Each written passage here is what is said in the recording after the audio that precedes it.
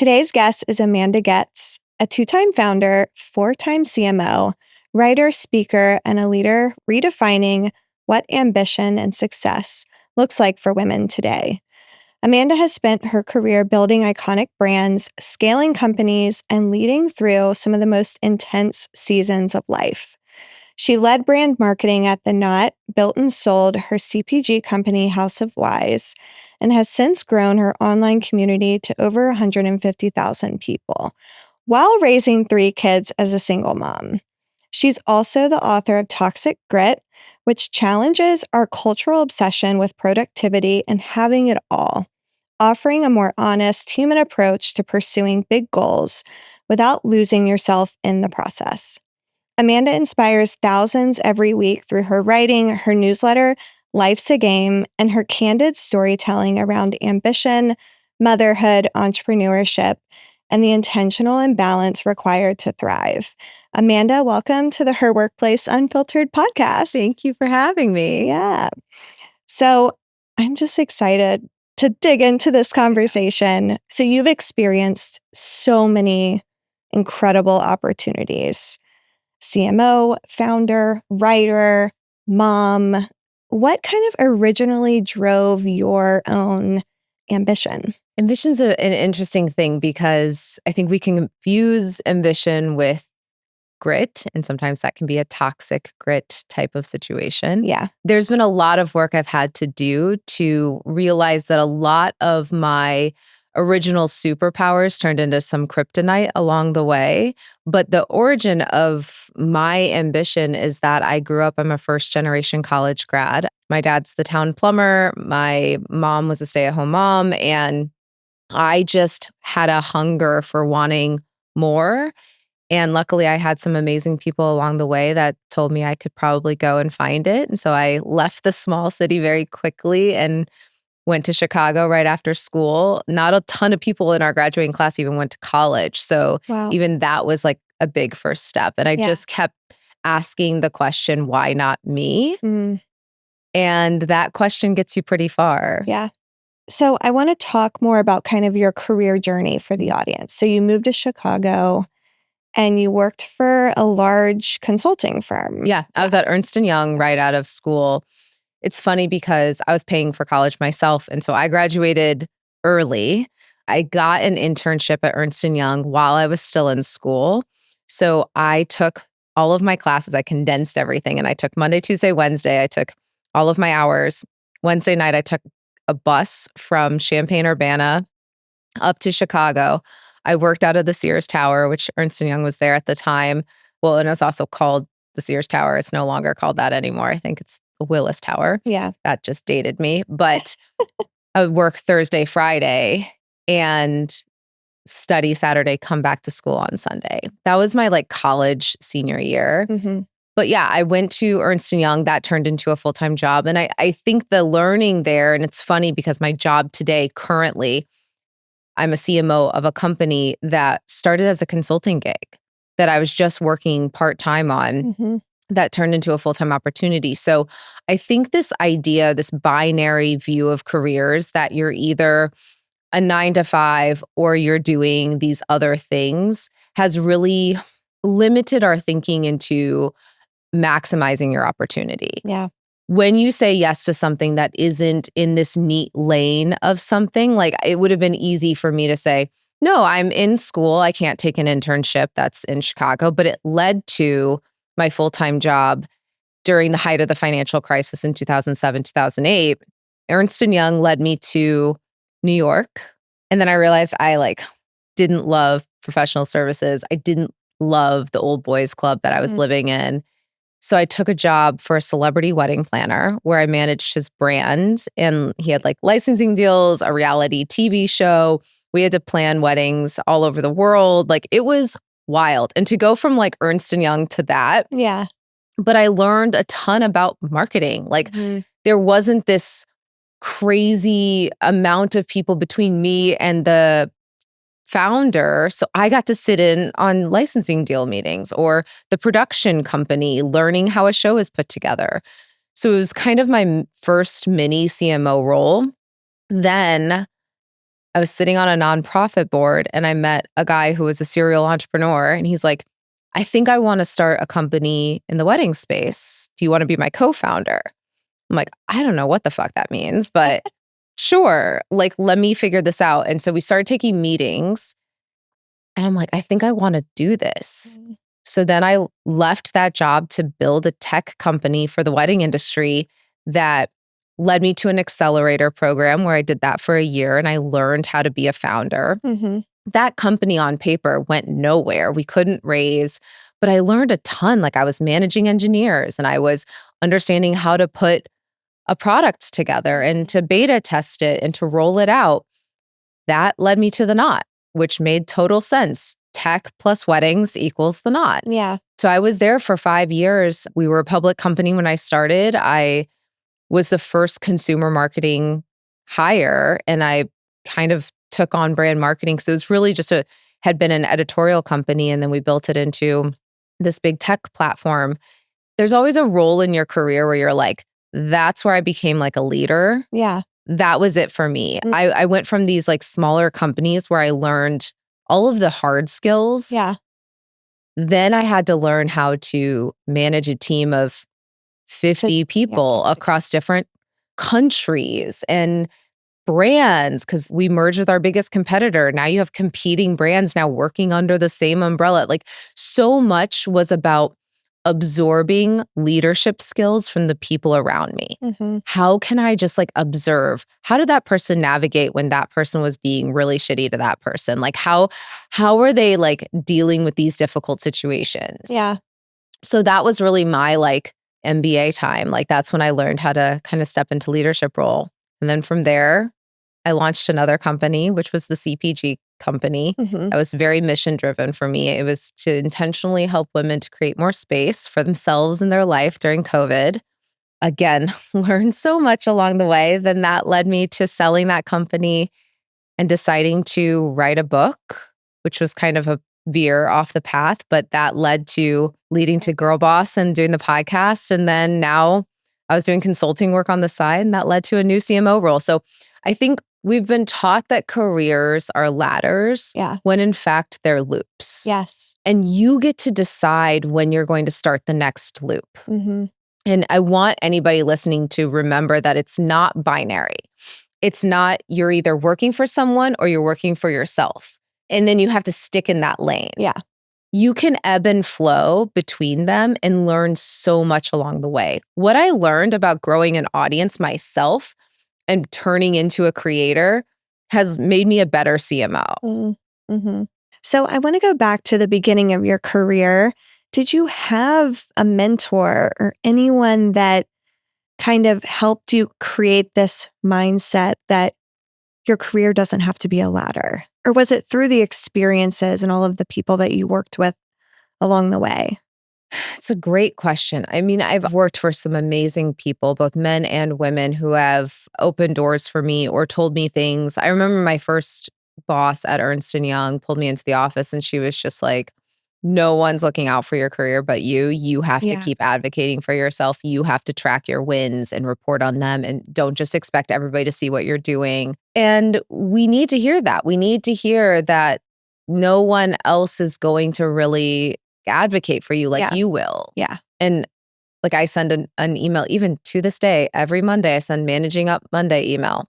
And I've done this for probably the last 10 years of my career. Obviously not as a founder because I have no one to manage up to, but still bored. But every Monday I send an email, Managing Up. Here's some exciting things that are happening. Here's where I'm focused this week. Here are the blockers that I want to talk about in our one-on-one. And that continues to just give line of sight. It builds trust. But along the way, I think you go through these different levels of awareness. There's the awareness that society has a view of what your career is supposed to look like. Yeah. And that's not your script. That's society's script. And trends are not personalized. Like this whole girl boss versus trad wife. It's like we can't paint with broad brush strokes the female ambitious experience, right? then you go a layer deeper and it's like your familial script. Like, what are the things that your family's telling you about your career, and is that yours? Oh, I should be pushing to go to get my MBA because that's what's expected to me. Or, oh, no one else in my family has an MBA. Like, you start to think about what these different scripts, and this is kind of what I wrote about in my book, which is you have to personalize the movie of your life to the script that adult current you wants to read. Right. Not what all of these other people have written for you. There's no role that you have to play. No. Yeah. It's based on what role you want to create for yourself. Yes, very much so. So I want to talk just about work-life balance, because you've said a lot of this in the work that you do, that it's a myth. And what do you wish that more people kind of understood about that? I get a lot of DMs, especially from women in their 20s and early 30s, because I have 3 kids. I got a divorce at kind of the height of my time at the Knot. I was 32 leading marketing, and I had 3 kids under the age of 4, and I was going through a divorce. And the thing I wish most people understood about balance is there's no such thing, and the goal is actually intentional imbalance. And the intentional part is the key word in all of that. If I know that for a few weeks I'm in a sprint at work, I'm prioritizing work, and I'm going to be a really present mom for maybe 2 hours a day instead of 4. But there's a couple of things that are really important when you have intentional imbalance. You create these checkpoints to say, okay, on this date, I'm taking the day off of work, and I'm going to reassess if the speed I've been going is still the speed I want to continue. And that's the part I think we struggle with, because we become really acclimated to going above the speed limit. Yeah. And it's like slowing down a Ferrari. Like, driving 90 miles per hour in a Ferrari feels really easy. And then when you go 55, it feels so slow, but it's yet still the speed limit and still going to get you from point A to point B. The other thing that is important about work-life balance is that we are multidimensional beings, and success needs to be assessed on these other dimensions. Yeah. We know that the richest men in the world have like 10 divorces amongst like just a few of them. So I don't want to. And I divorced somebody who really had a one-dimensional view of success. So for me, it's making sure that one part of my life isn't skyrocketing while the others are being depleted. It is a constant reassessment. And at no point do I have every single thing perfectly in balance. Right. I have been on a book tour. Family has gotten put kind of down. Okay, it's dropping below the limit that I want it to be. So then I'm reshuffling, and I've started to put new boundaries in. I'm not traveling for Q1. I'm going to be at every single sporting event. Like, I've made new parameters for Q1. Now that may be different in Q2, but it's just a constant assessment of which ones are dropping below and how do you intentionally imbalance the life, because we can't be all of those things at once. Right. Yeah. So for the woman listening who, say, is building her career, maybe she doesn't have a partner yet, or she is planning for a family, and she's thinking a lot about, how am I going to do this incredible thing in my personal life while also building this career? What advice would you give to that woman? It's the same. You have to set the goals for it. Yeah. You have to set the intention that that's an area of life that's now becoming important to you. In my book, I use the words character theory. That's the framework and vehicle for the whole book. But it's saying that this character is asking for a little bit more screen time in the movie of your life. And if dating and wanting to find a partner is important to you, then you have to create space. So that character is going to get a little more screen time, and maybe your social light, seeing your friends maybe goes down.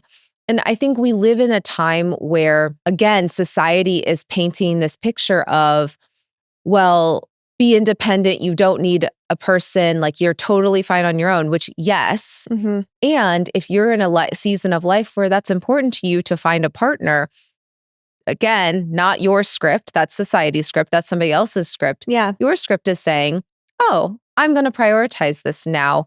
I'm going to do the inner work that makes me emotionally available. I'm going to like go to therapy and work on my anxious attachment style. I'm speaking from experience and really mentally prepare myself to be open to finding the right person. And that takes conscious effort to do that. And you start to goal yourself. You say, for the next quarter, I'm going to do weekly therapy. I'm going to go on a retreat. I'm going to start to really think about the type of relationship I want. Like you're creating more space for you to open up those doors. I had a woman say this to me once, and I thought it was really interesting. We were out to drinks and I was like casually dating. This is after divorce, and I was just casually dating. And she said to me, well, do you want to find somebody? And at that point in my life, like it had been like 5 years after my divorce. And I was like, yeah, I think so. And she's like, you need to clear your doorway. I was like, what? And she's like, you have all of these people that you're just casually saying hi to and going on a date here and there. But like, if you're serious, you have to start acting with that seriousness in your decisions. And so you have to clear your doorway because you're giving energy away to people that you're not serious about. And I was like, crap. Yeah. I love that quote. Yeah. So you got to clear your doorway. Clear your doorway. Okay. So I do want to talk about your book because you've recently written a book, Toxic Grit. What is toxic grit? It's hustle without intention. Because again, society has painted a picture that hustle is bad. Yep. Hustle is not the bad thing. Going after something that you've put your mind to and you are prioritizing that and doing what's necessary. Like if an Olympian says, I'm going to go win a gold medal, and people are like, do you really have to train like this morning? Can't you just like sleep in? It's like, they're going after a goal. Right. So I say that toxic grit, hustle without intention, it turns toxic when two things happen. One, you're going after this thing that you're really excited about without checkpoints and spin cycles. Checkpoints to say, okay, how have I grown? Like think about you're going on a hike. If you're doing a treacherous hike, you have to stare at your feet and you have to be like, okay, I'm not going to fall on this rock. I'm not going to fall on this rock. And you're oblivious to what's happening around you or the landscape that's changing. So you have to create intentional lookout points to say, oh, wow, this is really beautiful where I am. Maybe I should stop here and rest for a little bit and just enjoy this view. Yeah. And then the second thing is you do so at the expense of the other characters in your life.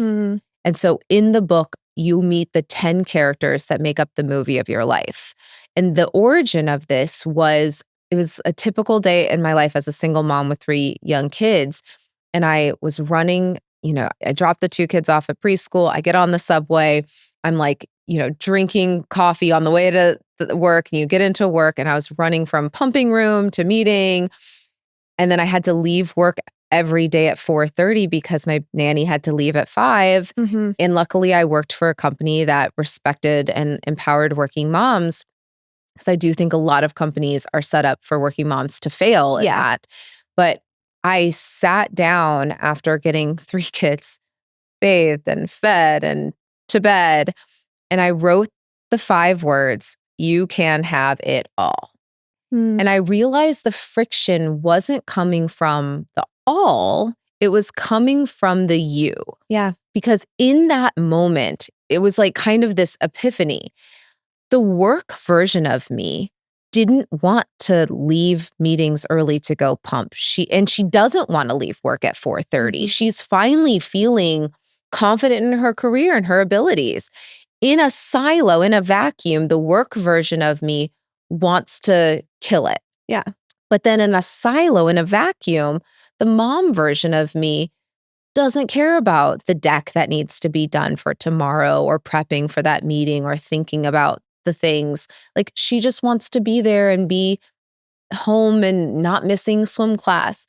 But then there's other versions of you. There's the version of you that craves independence. There's this version of you that craves dependence and partnership.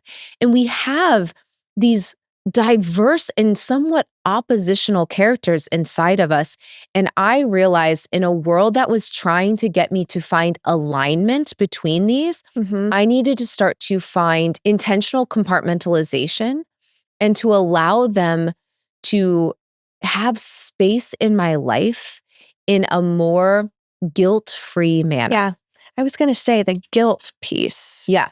Is when you're trying to bring those things together into alignment, you get those negative feelings. Because you can't be all of those things at once. Right. And so there's the macro, the season of life that you're in and saying, okay, family's a priority, or my social life's a priority, or my career is a priority.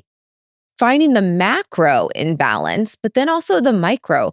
Like the days that my kids are home with me and I have to work from home with them home, I have to get to the microscopic for the next hour. Work is the priority, kids are not. That means I will tell the kids, hey, I'm putting an Amazon Alexa timer on for 60 minutes. Here's some snacks, put on the TV, and I'm going to go crank out what I need to crank out. And then when that hour is done, I shift and I say, okay, mom life's the priority. I'm going to go make lunch. I'm going to set up an activity so that they can have less screen time. But it's just this notion that you're creating hierarchy to alleviate the guilt. Yeah. Of going from one character to the next. Of trying to be two characters at once and failing at both of them. When I can say, I'm going to be a really good employee right now and I'm going to be a shitty mom, like I'm relieving myself of the guilt. Yeah. Because I've said, okay, for the next hour, I have to be on this call, got to go pick up the kids. I'm going to be on this call because it's really important. But when I get home, I'm going to switch and like allow myself to be on for them. It alleviates guilt not only to yourself, but also in the absence of information, people make up their own information. Yeah. When you communicate, hey, partner, I'm having a really intense week. I'm going to be in more work mode and I'm going to need some more transition time. This is the other piece of the book that I think is really important. As you start to meet these different characters that you play and get to know what you value and how you embody those characters, like the goddess character, the part of you that does desire pleasure and play. The goddess character for me and for many women in my studies, they don't want to be around kids and they don't want to be thinking about work. This is a head to body transition. Yeah. So you have to create transition sequences from many of these roles to go from CEO version of you to mom version or mom version to friend version. And you're not just talking about your kids being sick, but you're actually talking about yourself as a human, a fully rounded human, and them as a fully rounded human. So I think it's really important to not only understand these different versions of yourself, but then give yourself permission to create hierarchy and also create transition sequences. That gives you the space to say, I need to take a beat to allow myself to step into this next role. I love that. The transition piece is so important. What inspired you to write your book? It was truly those moments of going through being a single mom and realizing a couple of things. When I wouldn't have my kids, I could access like, oh, the more playful version, the most social version. I'm like, why is that so hard for me to access when I have my kids? And I'm like, oh, because I'm less intentional about programming it. And it's just really been a season where our work and home and social has all collapsed into one spot for many of us. Right. Yep. We are at home.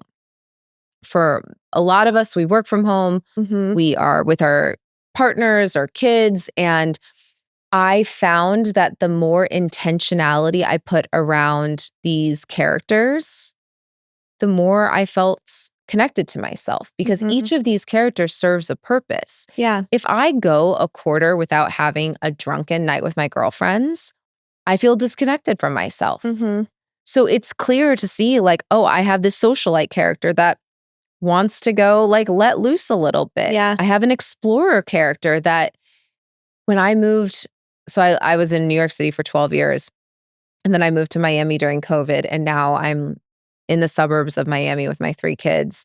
And I realized my creative and explorer characters were being just minimized in the movie of my life. In New York City, you have so much much access. serendipity and Yeah. novelty as you're walking down a street. You might just see an antique shop and walk in or whatever. There's so much novelty.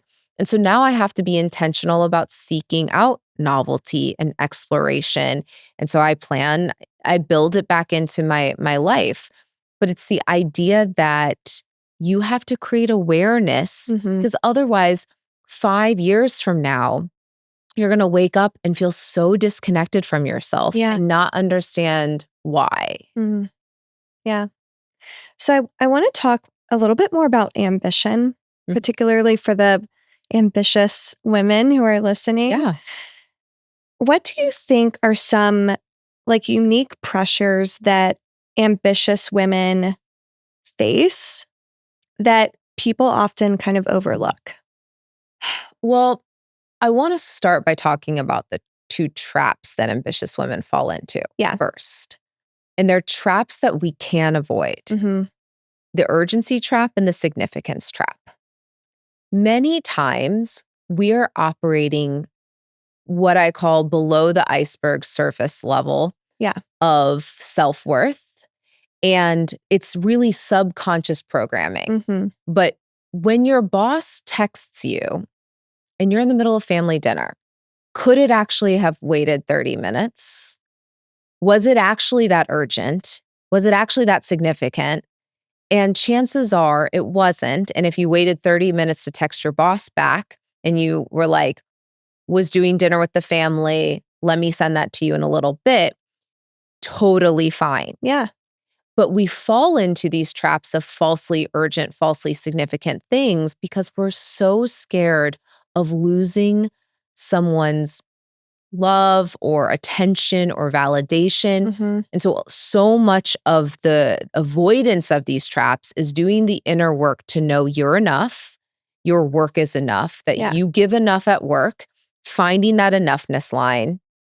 And I think some of the things that are happening with ambitious women is not holding those boundaries of saying, this isn't as urgent as you all are saying it is. We put such false deadlines on so many things. That ASAP. don't really matter. That don't matter. Yeah. And so, like, I say this to my team now, I'm building the team, and I'm like, if you respond to every Slack message within seconds of me sending it, that's not the work. Like, the work is you being in that deck, thinking through the strategy of how we're going to send 2,000 seating boxes to influencers all across the country in a way that's going to maximize earned impressions. Yeah. So I think ambitious women can start to look at things in these traps. I'm big on Slack away messages. Like, I'm in deep work time for the next 2 hours. If this is urgent, send me a text message. Guess what? I've had that message up since I was probably middle management. If I do deep work in the mornings, that's when I'm clear-headed. If the amount of times that someone has actually texted me, less than 5 during those windows. Communicating what is important and why, and then blocking yourself so that you can actually go do the important work. Yeah. So how do you do this if you're in a workplace that has these outdated structures and systems? Like, for example, when I was working in corporate, my boss said to me on the very first day, you better be the first one in and the last one out. Now, being the first one in and the last one out, is that the work? No. It was all about optics. It's all about optics. And quite frankly, I was way more productive when I wasn't at my desk for 8 hours a day. Yeah. Yeah. There are two paths when you're in those situations. The first one is you try to communicate your working style. Yeah. Hey, I do my best work from this time to this time, and then I need to be done at this time so I can reset and come back. Mm-hmm. Path one is trying to communicate quality over quantity. Mm-hmm. If I can do 2 really meaningful business changing things a day, that's 10 a week, that's 40 a month. That's more than most people who are sitting at their desks twiddling their thumbs do in a year. Yeah. Because they're exhausted. They have 1,000 tabs open. They don't know what they need to be working on. They're just waiting for emails to come in. And I try to communicate, you hired me because I'm an expert at my job. Mm-hmm. My expertise makes me faster Yeah. than most people. But if I sit here and I push myself past my limit, that efficiency goes down. And I deal with this like in the consulting world too. Mm-hmm. When you're a consultant, they're like, well, bill me for the number of hours. I'm like, no. I'm billing you for the number of years I've worked. Mm. Like, you hired me to give you a go-to-market strategy. If that takes me 2 hours and not 20, doesn't matter. Yeah. Because I know how to build this It's for the you. output. Yeah. So that's path one. You try to communicate why this is important. Second path is it's not the right employer for you. And this is what we're finding, 300,000 women leaving the workplace. Yep. And this is the conversation that, unfortunately, I feel like employers aren't going to really understand the pain points until a few years from now. Yeah. It's a long journey. It is a long journey. But there are companies out there that 54% that are. Yeah. They care about having women in the workplace. So you go find them and you go kill it for them because you know you can. Yeah. At House of Wise, all of my employees were part-time mom/workers. I didn't care what hours they worked. They killed it for me. These are the people that I want to keep hiring. Yeah. The ones that are just going to keep going above and beyond because they know that you support them. Yeah. It's all about the support. Yeah. So I want to ask you just a few quick kind of questions that we always end every episode with. Okay. What is one grounding practice that you do on a daily basis? Ooh, daily.